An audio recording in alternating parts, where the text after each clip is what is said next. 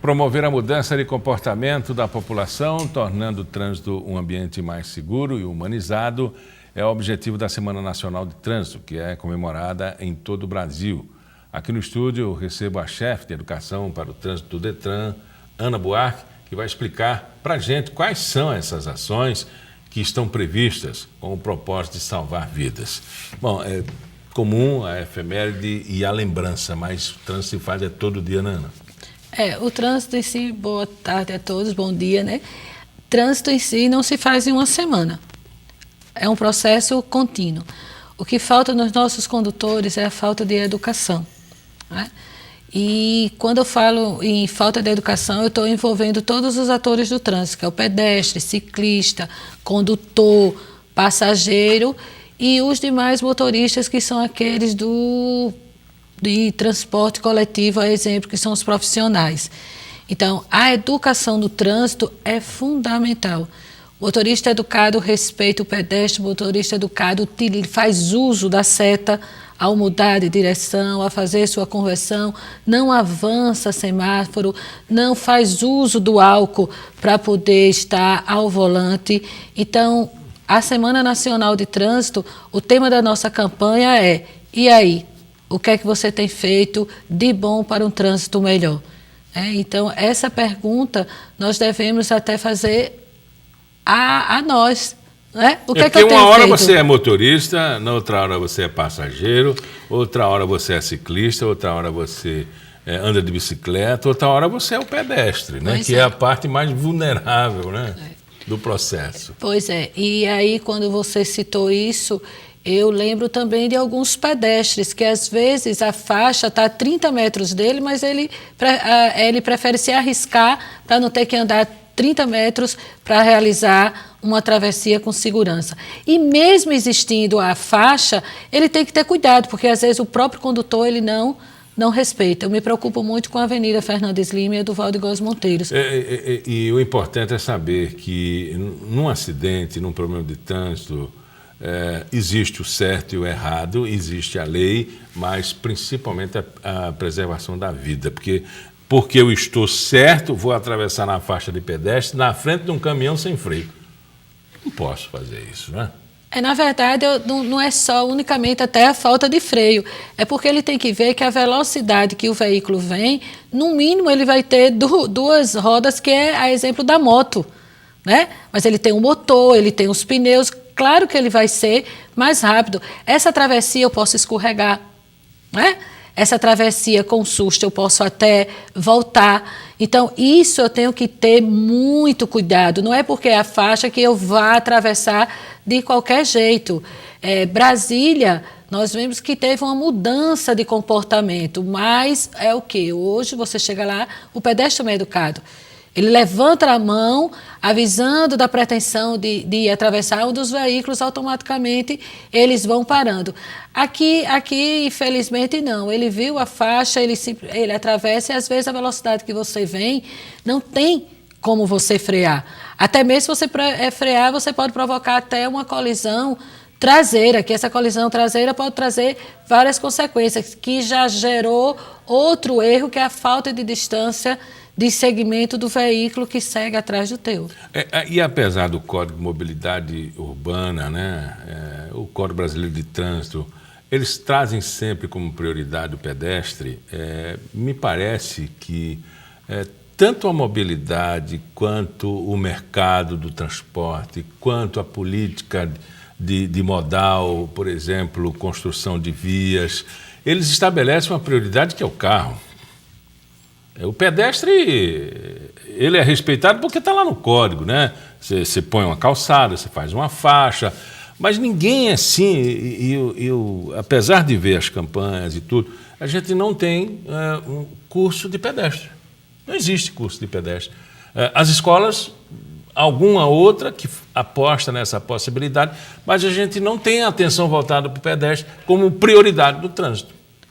E é um dos mais vulneráveis, né? Ele e o ciclista, né? Eu observo também até as nossas próprias calçadas, nossos passeios, eles não estão preparados para os pedestres e cadeirantes. Eu fico pensando, né? Será que todo mundo conhece todos os sinais? O motorista é obrigado a conhecer porque ele vai fazer a prova. E o pedestre que não faz prova? Ele é obrigado a conhecer todos os sinais? Por exemplo, no ônibus, o acesso, subida e descida. Qual é a prioridade na passagem na faixa de pedestre? O que é o sinal verde, vermelho e amarelo? Será que o pedestre sabe o que é isso? Será que o pedestre entende esse processo? Na verdade, eu acredito que eles só saibam duas coisas, que é o semáforo, que aí ele consegue identificar, e a faixa. Os demais, ele não vai ter esse conhecimento que o condutor é obrigado a ter. Então, o que é que fala da direção defensiva? É você conduzir por você e pelos outros. No caso que você está falando, esse outro é o pedestre. Nós vamos ter dia 26 o simpósio Legislação, Trânsito e Transporte Escolar, que também nós estamos preocupados com a condução desse transporte escolar, principalmente pelas crianças. O embarque, o desembarque. Muitos problemas, né? Principalmente no interior. Nós recebemos essa semana aqui a CGU preocupada com isso, junto com o DETRAN, o Ministério Público, né, a própria Secretaria, se mobilizando para tentar ajustar melhor isso, principalmente no interior. Na capital temos problemas. Motorista inabilitado, motorista que para em qualquer lugar. Ontem eu vi um motorista fazer cometeu uma transgressão, ele parou ali no meio da pista, não abriu a porta para o aluno entrar, o outro desceu pela janela.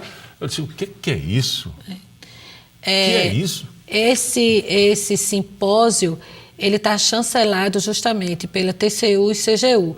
E nós estamos trazendo o presidente do DENATRAN, o ministro da Transparência, CGU, TCU, o presidente da LIDER. Então, nós estamos trazendo várias autoridades ligadas a trânsito como um todo.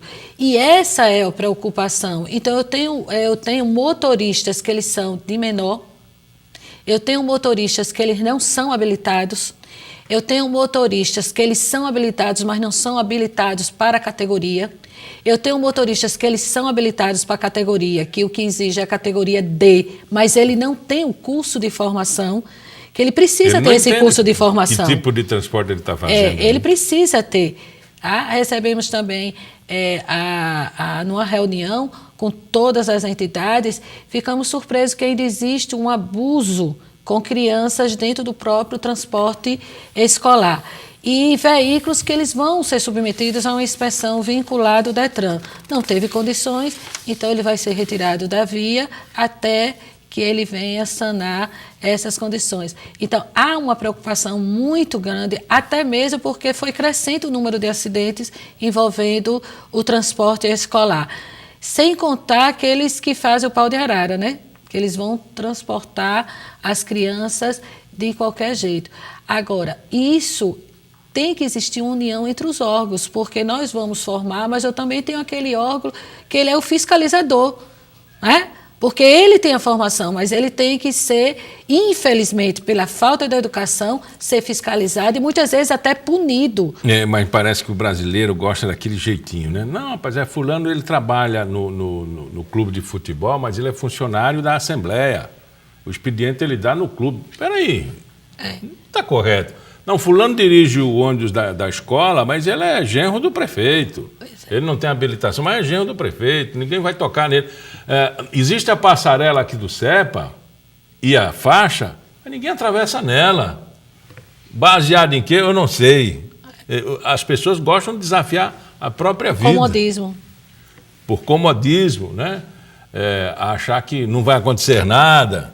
Enfim, mas essa é uma semana para fazer pensar mesmo, né? Tem atividade, vocês já fizeram atividade, essa semana... durante toda a abriram semana... aquela pista do Jaraguá, durante né? toda a semana nós estamos com ações nas escolas, ações de ruas, vai ter a simulação do bombeiro com resgate, um projeto muito bonito com o bombeiro Mirim, que esse projeto já é do Corpo de Bombeiro e esse ano entrou em parceria com o Detran, onde nós estamos formando essas crianças para um agente de trânsito mirim.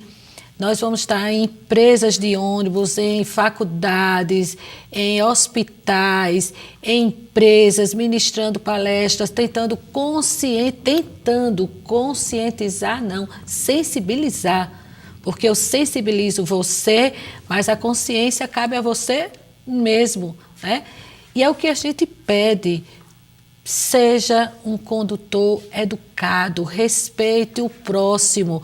O trânsito, ele é um convívio social, né? A via não é só minha, a via é de todas. A calçada não é só minha, a calçada é de todos.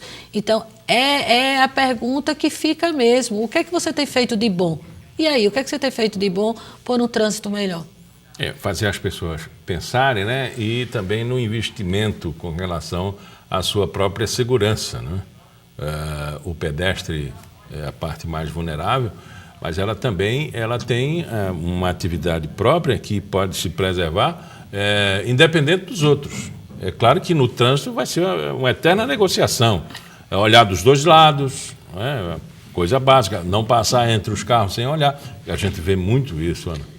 E às vezes eu tenho uma via que ela é de sentido duplo e de repente essa via ela passa a ser só sentido único. E aí o pedestre ele ficou condicionado, aquela via era de sentido, vamos supor, duplo e passou única, e ele não entende isso, ou o inverso, ela é única e passou dupla.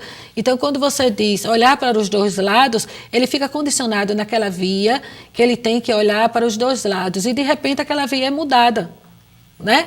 Então, tudo isso, há uma dificuldade com o pedestre. E como eu já falei, ele é vulnerável, né? O que é que o próprio código ele aborda? Os veículos não motorizados têm preferência para os motorizados, o de maior porte para o menor porte vai ter a preferência para os de maior porte, o de carga vai ter que dar preferência ao de passageiro e todos vão ter que dar preferência aos pedestres. Mas é como eu falo, os pedestres também têm que fazer a sua parte, porque todos eles têm seus direitos e seus deveres. Bom, está aí a Semana Nacional do Trânsito, o Detran plena atividade, inovando e trazendo até a carteira de habilitação digital. Digital. Estamos lançando também, que vai ser já no dia quarta-feira, né? Quarta-feira próxima, a Blitz Cidadã. Essa Blitz Cidadã ela vai ser realizada todas as quarta-feiras, com todos os órgãos e com a parceria da Lei Seca.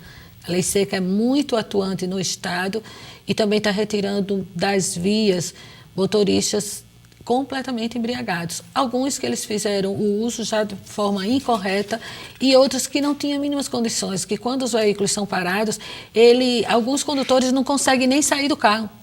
Difícil a situação. Conversamos com a Ana Buarque, ela é chefe de educação para o trânsito do Detran. Muito obrigado pela entrevista. Obrigada, eu só quero convidar todos, viu? O Pauta Especial fica por aqui. Voltamos no nosso próximo programa às 11h30 da manhã, com reprise às 4h30 da tarde. Até lá.